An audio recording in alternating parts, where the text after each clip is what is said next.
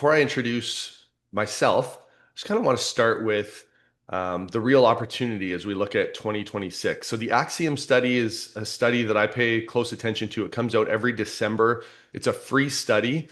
I would encourage everyone to look at it. It's a national survey, consumer survey, and it just shares great information. And so some of the great data points from that survey is, hey, really exciting stuff, as you guys probably already read while I was talking about how great the survey is, which I'm not paid to say, and I don't work for them, by the way. But gardening is up. So people plan the emerging generation, they plan on spending more money. They're gonna even give more time, which we know is a huge barrier to gardening. People lack the time with, especially the emerging generation with kids' sports, all the activities going on these days. So people are actually spending more time in their garden in 2026, and they're even carving out more space in their garden to garden more. So that should be really exciting for us to see that demand grow. But the problem is the money's going in the wrong pockets. So when you continue to flip through that survey, the study, it actually shows that if you extrapolate all the data from where consumers are buying their plants, the emerging generation are choosing the big box store over independent garden centers. And extrapolating that data between just big box store and garden centers, 71% of millennials and Gen Z are actually going to choose the big box store first over independent garden centers, which is really interesting to me because further down in the survey, you actually see that garden centers are the number one source for plant information. Now you see right here, Home Depot's number two, but it still tells us that people are coming to garden centers. They're coming to you for plant expert advice. You've got the most selection as well, and yet they're buying their plants from the big box store. And so I really believe that a big reason for that is storytelling. And I hope that everyone can leave here today improving the way that they share stories and tell stories at their garden center to really lean into our differentiators because we're not going to compete with the big box store in the ways that they excel. Obviously, they've got big budgets, they've got tons of buying power, but we can out story tell them. And so I hope everyone can leave today telling better stories in their garden center that ultimately drives consumers to come in and repeat business. So, quick introduction of who I am, kind of how this got started. I have had the great pleasure of working for, or I had the great pleasure of working for Van Bell and Bloom and Easy, if you recognize that plant brand, for 7 years. I've been in the industry now for 9 years. But when I worked at Bloom and Easy and Van Bell, I got to tour and visit garden centers. That was my job. And that's really where I fell in love with garden centers. And as I would do that, as I would travel and meet different owners, different garden center teams, I kept hearing the same problem over and over and over again. And that was we've got an aging demographic, and the emerging generation just isn't getting into gardening. And that's why, at the same time, I was going back to school in the evenings to do my MBA. And for my dissertation, I did it on consumer behavior in the independent garden center because I wanted to lean into some of those problems. And in that survey, I actually found something that you probably are very familiar with, and that's that millennials and Gen Z really lack the time, lack the space, and the biggest barrier to them gardening is they lack the knowledge. So that's when I went down a rabbit hole and I started auditing garden center layouts, garden center websites, garden center marketing, all things marketing. I started signing up for your newsletters and following you on social media.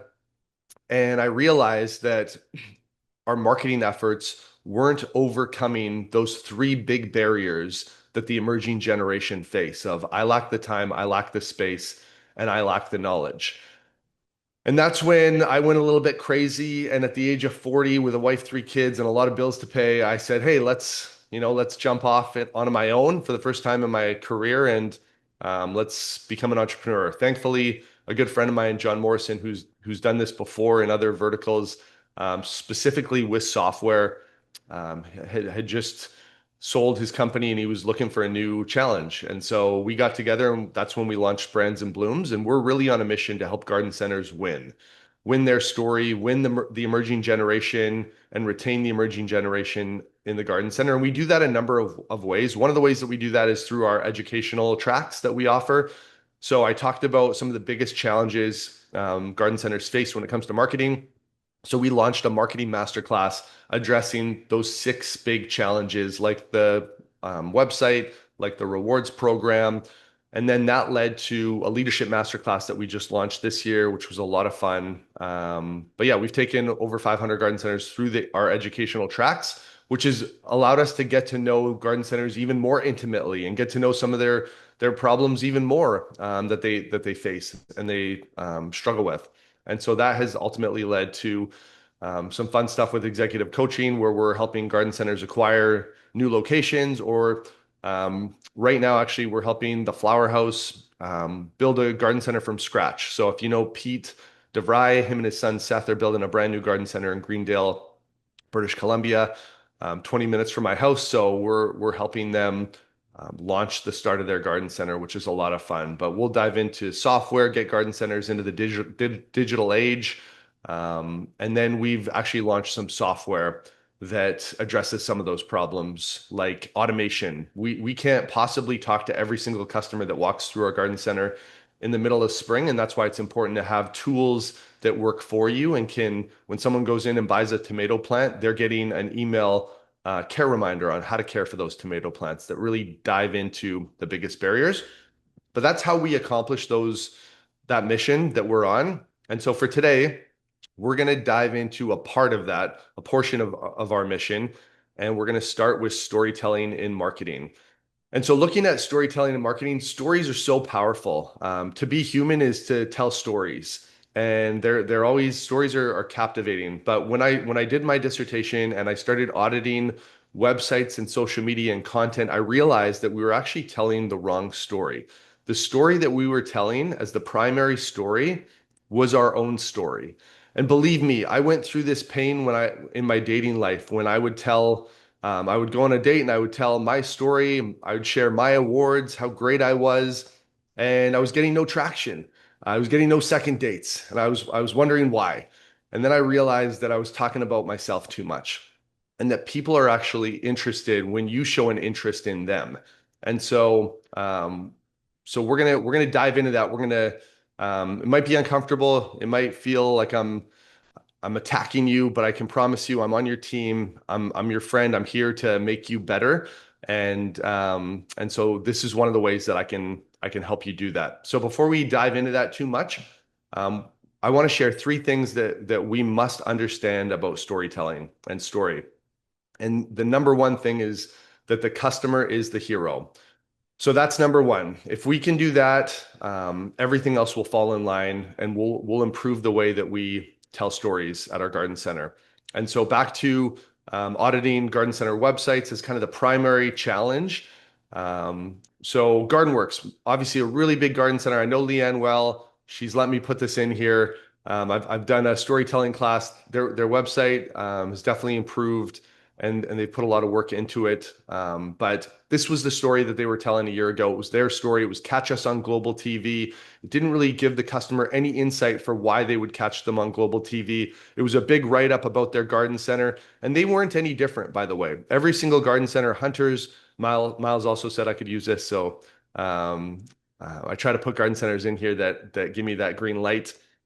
But again, just big write-ups about their garden center as the primary focus. And you couldn't even see the main customer on their websites in their story. And so that's when I started to look at other retailers and really the competition, so the big box store, and I looked at their websites and it was really interesting. I'd love to hear from the group maybe in the chat, but what stands out to you guys about some of these websites? So here's Canadian Tire. Feel free to put it in the chat. Here's Costco. And here is Home Depot. What do you guys notice? It's all about a sale. Bang on. So Costco's sale. Yep, totally. That is their number one customer, the discount buyer. So Costco's mission statement is actually to provide the best quality at the lowest possible price. They even say the lowest possible price in their mission statement. And so when you go on their website, the first thing that you see is they are speaking to their primary market. Now, if we look at other great retailers like Nike, I'm a big fan of Nike. I always look at what they're doing. But Worn to be Wild. So all conditions gear, they know that there's a huge rise in all conditions gear. People want to be more active. They're outside more. So they've created a whole line and their website is speaking directly to that customer. So that's a huge opportunity for us. That's where the website is really, it's the new front door when you think about how important your digital presence is. And so that's where we've come in. Here are just four websites that we've helped garden centers transition that story to sharing the right story. So whether it's us doing it for you or you've got a great design team who can actually design websites and really tell that customer story with a great headline. I think every great website has a great headline that speaks to the customer and maybe some of their biggest challenges that they face. And so I guarantee you that if you talk to some of your retail staff, they're going to share with you the top barriers that your market face when it comes to gardening. And so being able to speak to that customer with a great headline, the New York Times, the major publication that you pay attention to, they pay a lot of money to people to write those headline stories. And if you just saw a headline of "Welcome to the New York Times," that person's getting fired. They're gone. They don't have a job anymore. And so the power of that headline, you have about 30 seconds to really capture their attention on a website.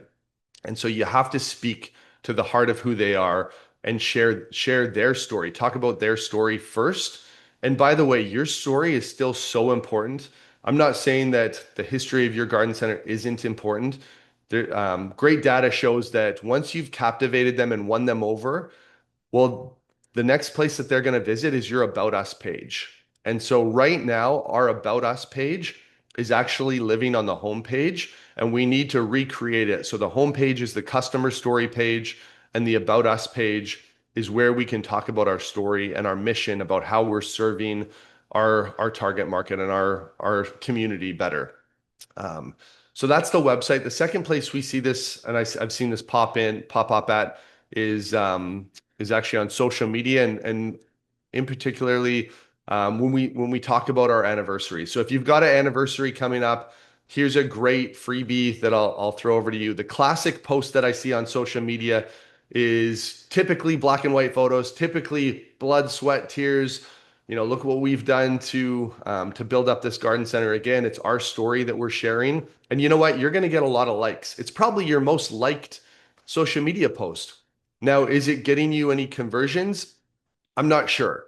I think people are going to pat you on the back, but they're not necessarily going to see themselves in your story if you're talking about yourself, because they don't wake up in the morning thinking about your family lineage, but they do wake up in the morning thinking about how am I going to keep my fiddle leaf fig tree alive or my tomato plants. And so if you can recreate those stories, I think with the customer as the primary story. And so I'll give you an example. And you're celebrating 70 years this year. Well, instead of sharing your family lineage, which I still think is important to fit into the mission and how you're serving those customers. So still tell that story of 70 years, but do it from a perspective of we're going to share 70 customers that have come in over the 70 years, and we're going to celebrate these 70 customers. Maybe it's your longest standing customers where you're actually showing them and maybe their grandkids now gardening with pictures of their garden. I think that's such a better story to tell that's actually going to drive people to see themselves in your story. And that's actually going to drive them into your garden center because you're going to talk about the biggest problems that they face and how they can overcome those problems. I look at Disney, whether you like them or not, they're one of the best brands at storytelling.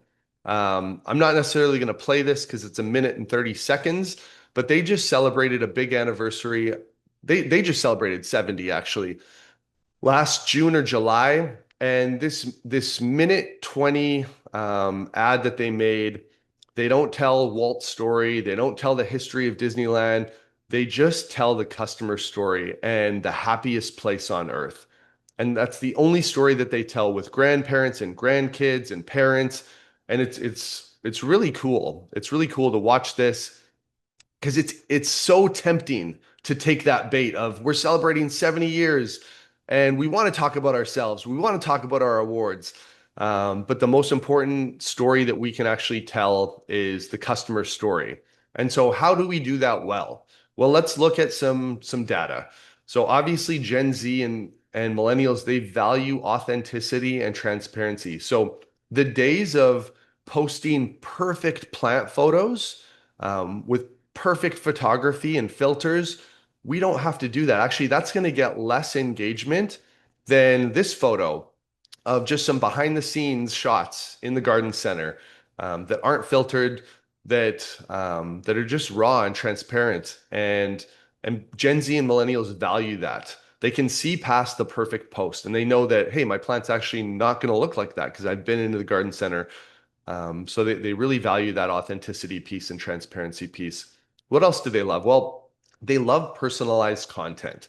And so if they're signing up for your newsletters or text messaging and you're hitting them with every single category and every single reminder, they're probably not going to pay much attention to it. But if you can actually segment your market well, and this is really where we've built some cool software that does this. So it automates it for you so that you can actually deliver personalized content to your customers because guess what? They don't just want it, they expect it now. The other piece that is really important about the emerging generation is open rates for SMS average 90%. I mean, that's ridiculous. Now, messaging is definitely not a place where you should be sending full newsletters. You shouldn't see 90% and say, hey, we're going to send our newsletters via text because no one's going to read those. But texting is really where you want to nudge people to take action.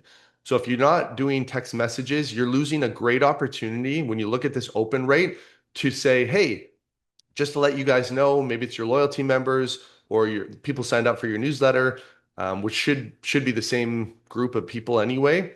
So, hey, don't forget about this workshop happening, or hey, we have 100 of these brand new varieties in our garden center, and they're arriving this Thursday, and you're going to have first crack at ordering these pre-sale all week long and then pick them up on Thursday before Friday hits and we open them up to the whole public. So I think SMS is a great opportunity to nudge people to take action. And then what do we know about newsletters? Well, we know that most people scan newsletters in 8 seconds. And just a sidebar, no one's signing up for another newsletter. So if you need to revamp your loyalty program or your newsletter program, start with a great name. Think of a great name that can really draw people in and grab their attention because they're not just going to sign up if you're like, sign up for our newsletter. Really speak to the head and the heart of your customers. But we need to build our newsletters for scannability for 8 seconds. And so I think that instead of a monthly update, I think it's better to actually send a weekly newsletter that is a single topic, a single photo, and a single call to action. And of course, the newsletter should be, hey, click here to read our full blog, or click here to see our full event page on our website. It should redirect you to your resource page on your website where you give them plant information or your YouTube channel. It should be an ecosystem that shows them the value and where they go for more help or more support or your event page. 70% of retail emails are opened on phones. So I mean, there's no different from websites. We really need to design all things marketing around the phone. How does the website look on the phone? How does this email look on the phone? That's the primary place that people are opening emails, looking at your websites. And then YouTube, it's the number one social platform for education, and not all garden centers are on YouTube. So I just want to challenge you guys. It doesn't have to be this huge undertaking, but maybe it turns into 1 2-minute video that you post every single month. And maybe that video is asking your retail staff, what's the number one problem in April that our customers face and struggle with? and maybe you're posting a 2-minute video on the solution of that problem, but it's the number one social platform for plant education. And so if you're not on here, then other competitors are probably beating you in this way. And when you look at the number one barrier that the emerging generation face, I lack the knowledge. This is a great way that you can fight against that. Number two is clarity beats clever.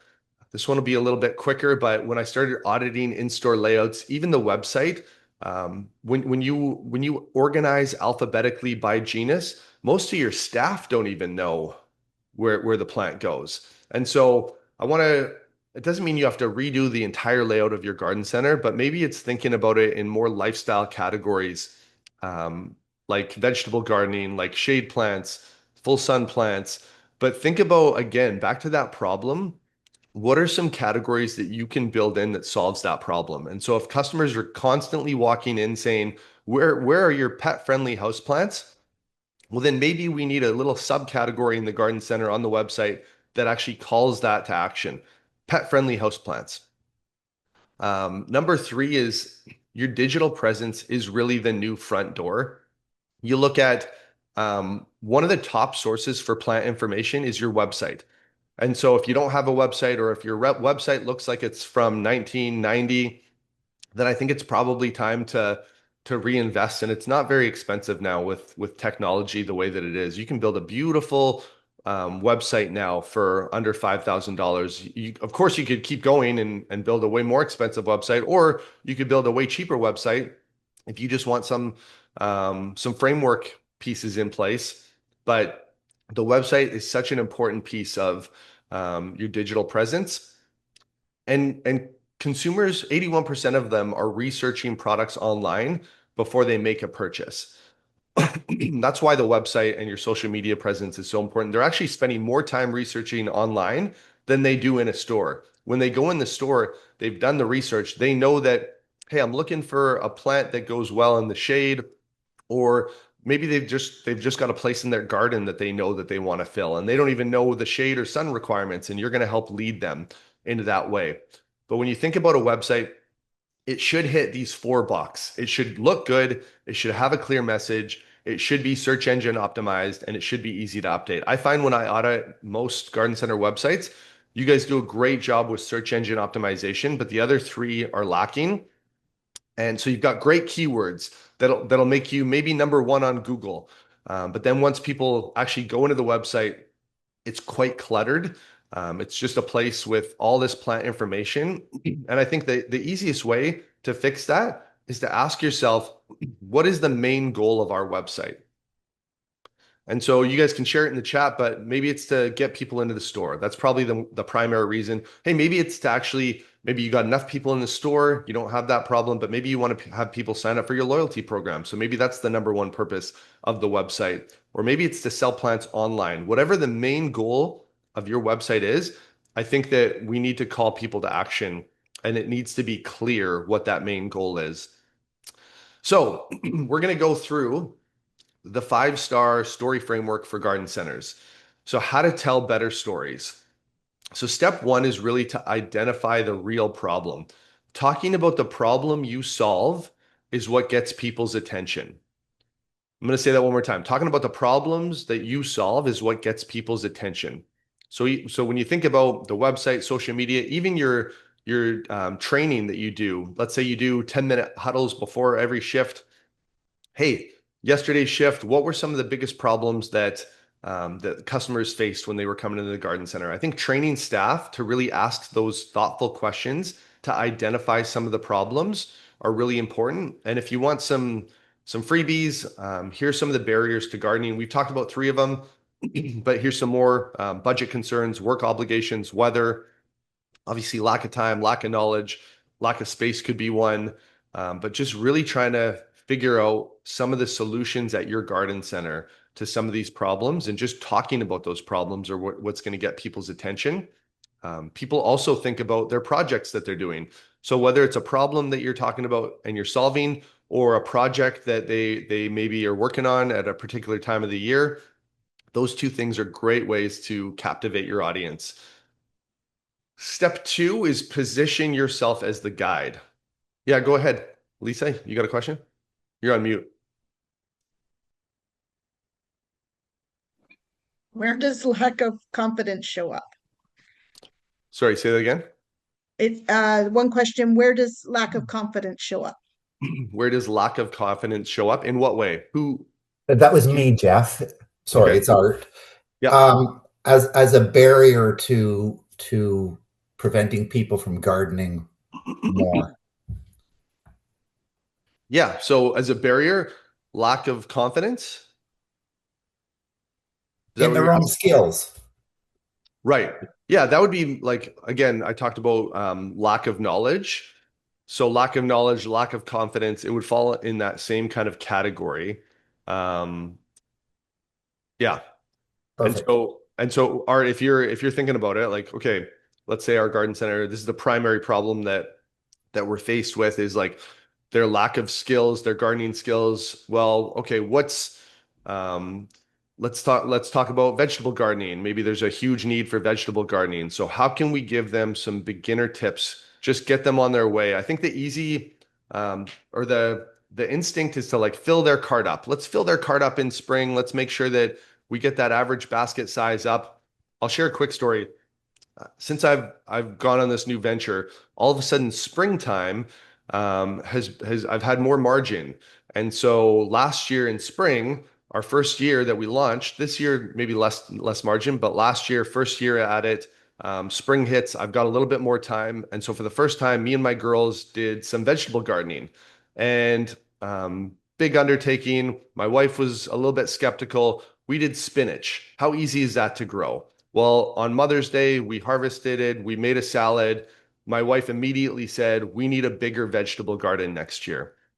And so I think when you think about that generation, if we all of a sudden identify, okay, this person is really lacking the knowledge, and if we use words they don't understand or overcomplicate things or fill up their basket with too many difficult to grow plants, um, we're going to lose them in year two. And the data actually shows that some great consumer studies have come out showing that information.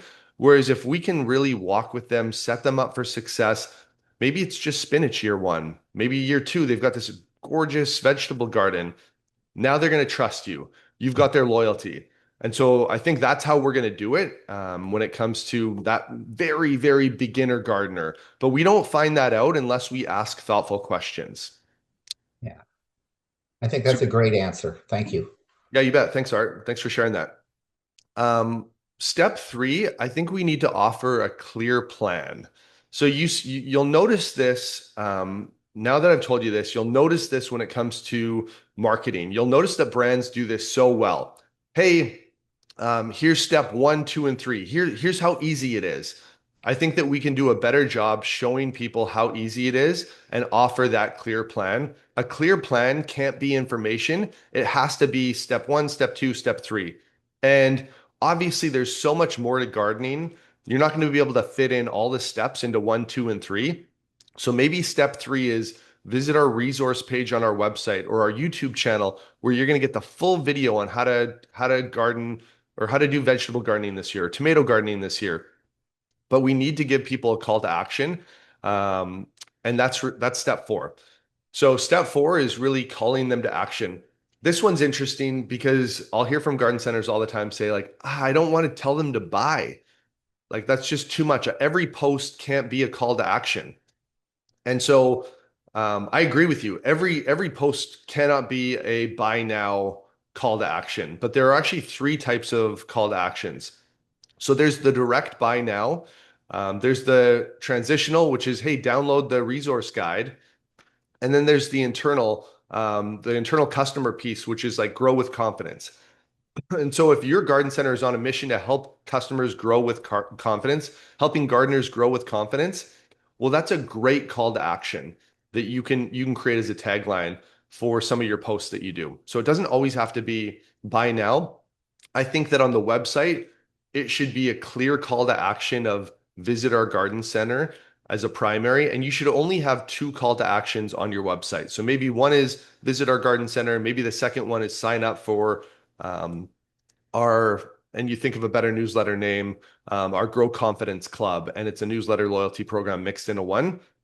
Or maybe the call to action is to buy now, and you're trying to sell plants online. But integrating some of these call to actions, people will not, they won't know what to do unless we actually call them to action. And so if they just see a cool post, hey, and maybe it's a great post that's giving them great educational information, but if we don't tell them, hey, there's actually more on our resource page that you can download on our website. If we don't tell them that, they won't know and they're not going to do it. Step 5 is to actually show the transformation. I think that we do a great job showing photos of plants and close up of like, hey, this is the only, let's say there was a blue hydrangea paniculata. We'd go crazy. We'd show these photos of close up photos of a blue paniculata, and customers wouldn't even know what's going on. They wouldn't know that this is the first of its kind. I think it's really important to show, yes, the beauty of the plant, yes, share the educational components, but also to show the customer in their living space.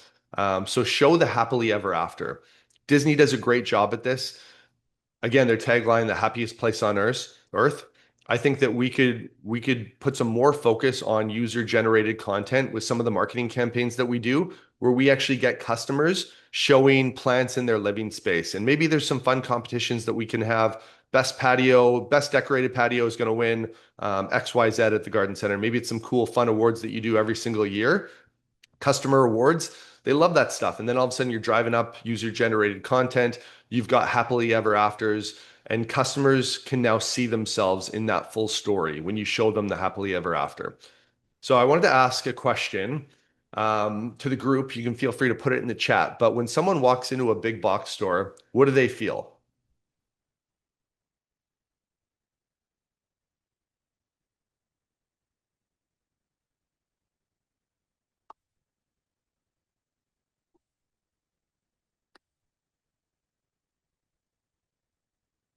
Lack of knowledge, totally. Yeah, they walk into a big box store. Yeah, like they can get everything they need. Hey, it's convenient. You nailed it, Jonathan. Convenience for sure. 100%. Yeah, I think when people choose the big box store, um I definitely think convenience is a big part of it.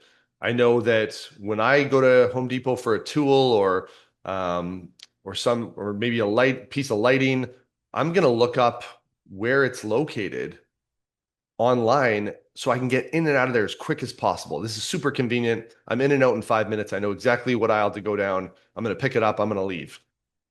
I think they do a great job when it comes to convenience. Overwhelmed by the product options when they have displays that are multiple products. Yep, for sure.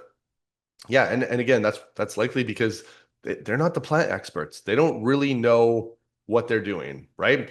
They don't have that expert advice like you guys do. So maybe their displays aren't informative. That's a great differentiator that we can really lean into, is setting up displays that are educational, that are informative, that really set people up for success. It's going to be really hard for us to compete with a big box store on convenience, on some of their strengths, like their advertising budgets. Now, here's another question. When someone walks into a garden center, what do they feel? Or better yet, what do you want them to feel?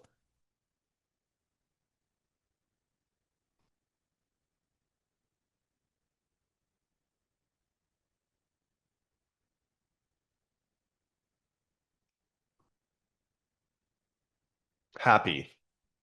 Personal connection with staff or product offerings. Happy place.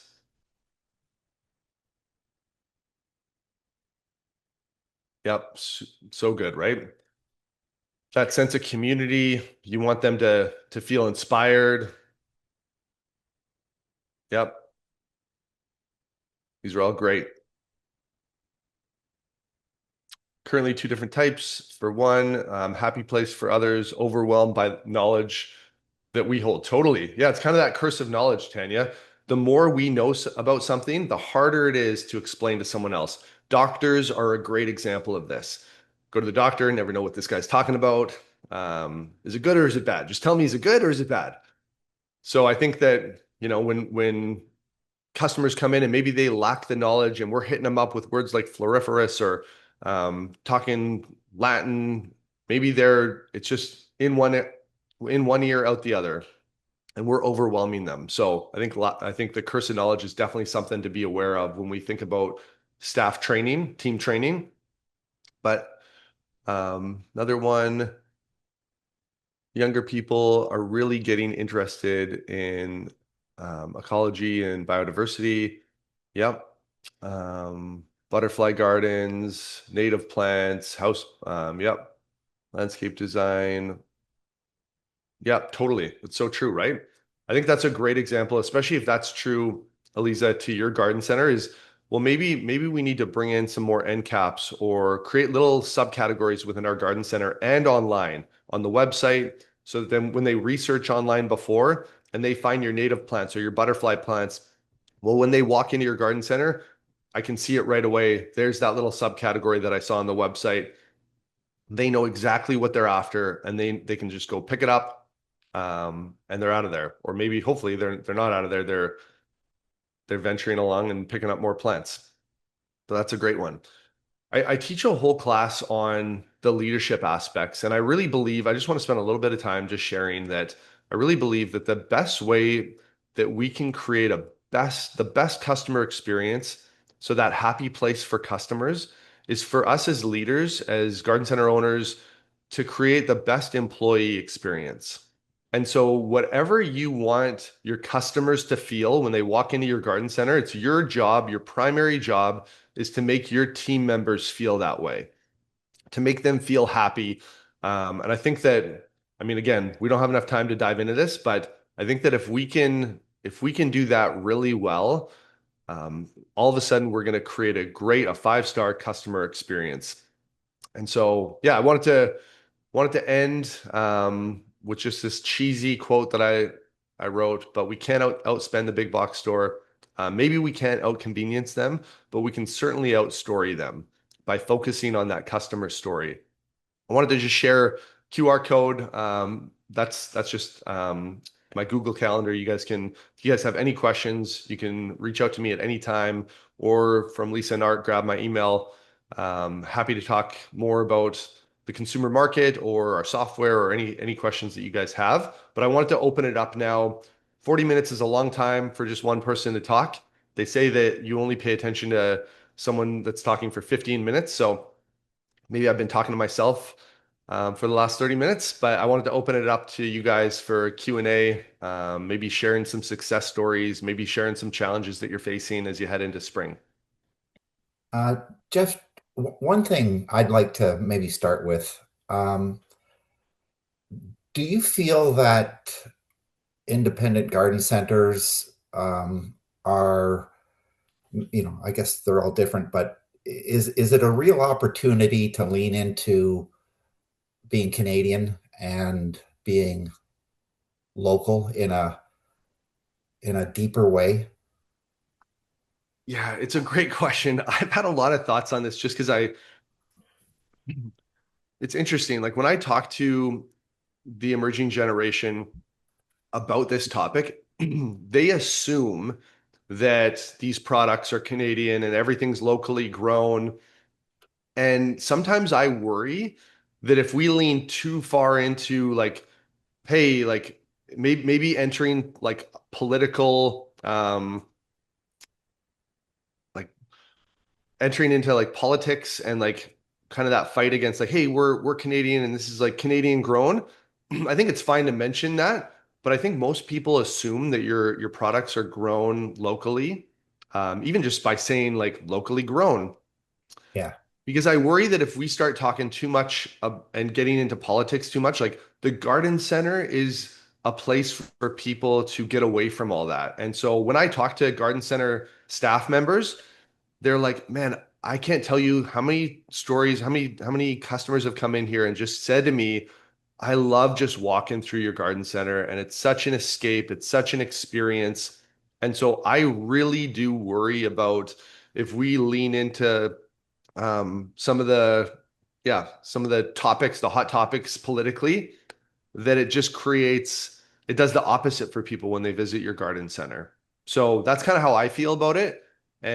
But I do think that leaning into like local roots and like small business and homegrown, like it's shocking to me how many people love garden centers, but then go to the big box store out of convenience. And I think that it's a great opportunity for us to like they want to support most people that I talk to, they want to support small businesses. They love going to the garden center. They perceive big box stores to be more expensive, and in most cases, they actually, or sorry, big box stores to be less expensive, and in most cases, they aren't.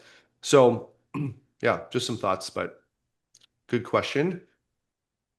You might lose me. I've got very poor connection. No problem. Just uh, so I'm from the UK originally. I was just back there in November, and one of the things the garden centres do over there is they have Lost her. even lunches. And I was wondering if any people had tried that over here because it's actually a destination. Oh, let's go over to so and so's and have lunch, and then inevitably you're wandering around. So, just a thought. Yeah, Elisa, great question. We missed the part that you said what they're doing over there, but then we heard restaurants after. So, Oh, sorry. Yes, just about every garden centre you go to in the UK yeah, has a restaurant or cafe attached. And it actually makes it a destination. People go there for lunch. They meet for lunch. They inevitably have a wander around. Of course, the cakes have to be good. totally. and um, and I actually went to 2 or 3 places. Yeah, a little bit more. That's awesome. Yeah, I'd love to hear from you guys. I have some thoughts, but I'd love to turn to you guys and hear what you guys are doing, what successes you're seeing, cafes, restaurants, ice cream, yoga, yoga with your dog, plant bingo. I've heard some really cool stuff from you guys this year. So what are you guys doing at your garden center that's driving that experience?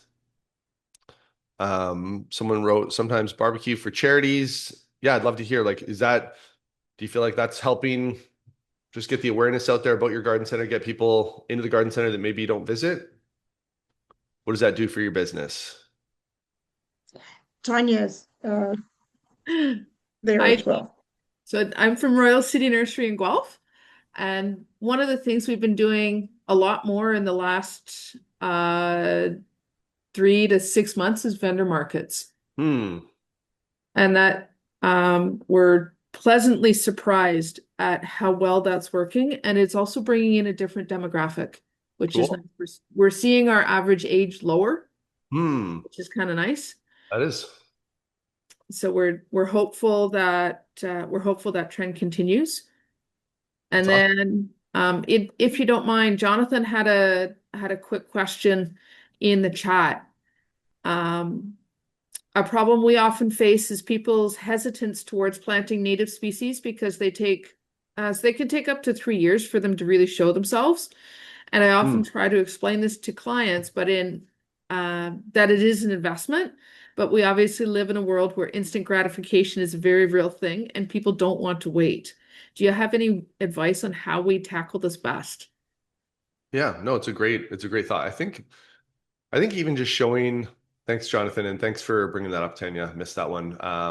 Sometimes I get tunnel vision when it comes to this stuff, but yeah, I think that happily ever after, like what I would love to see as a consumer when I walk in and maybe go pick up a native plant is like, hey, here's what the plant looks like, kind of that step 1, 2, and 3. Here's what this plant looks like year 1, 2, 3. And so just even knowing like, hey, this is going to be for someone who's a little bit more patient. Yeah, just seeing that visual, I think would really help. And I've seen some garden centers do some great things on that.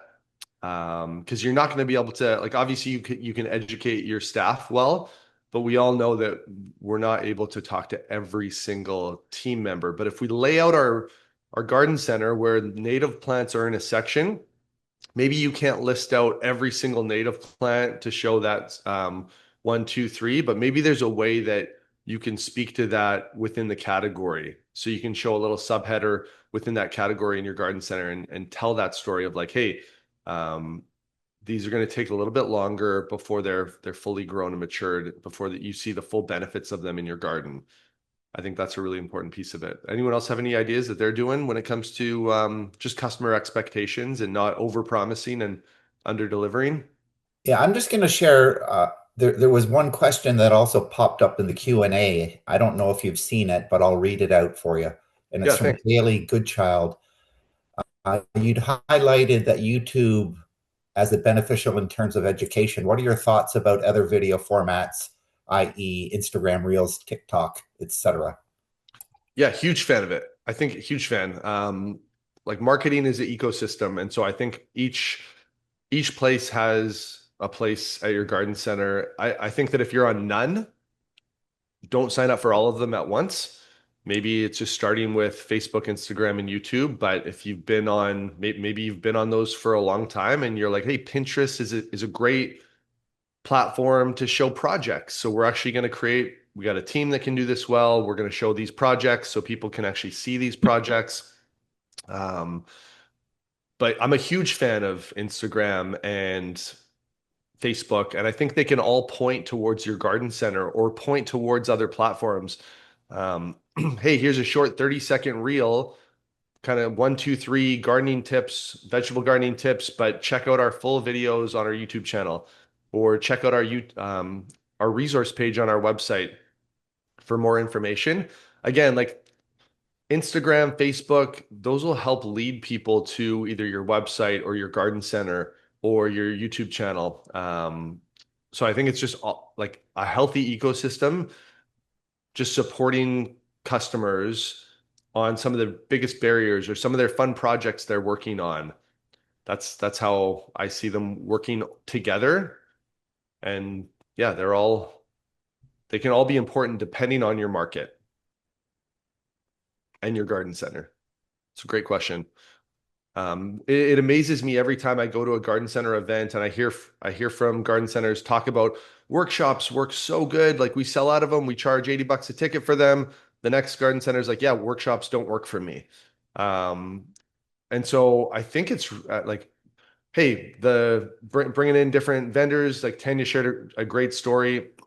I think it's really important to understand who your target market is.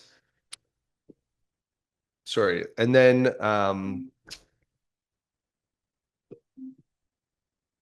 sorry, just getting a phone call there. Understand who your target market is and try a few different things. Just trial them out. Like I don't think it's a good idea to all of a sudden like we're going to build a brand new restaurant or brand new coffee bar in our garden center. But I think, hey, let's bring in a mobile coffee bar and let's do that and see if there's success there. Let's trial some things out. Let's trial some workshops or yoga with your dogs or whatever that looks like. Plant bingo. I think just like giving a few different things a try throughout the year and seeing what sticks. Any other questions that you guys had or great stories that you wanted to share heading into spring to maybe some low-hanging fruit for people that they could do in their garden center or some challenges? Awesome. Cool. Well, yeah, you guys know where to find me now. You got my email address. I'm always available for a phone call or an email or a meeting. And yeah, I wish everyone such a great, successful spring in 2026. Can't wait to hear from you after the season, hear some of those wins. And yeah, Yeah, thanks awesome. so much for having me, guys.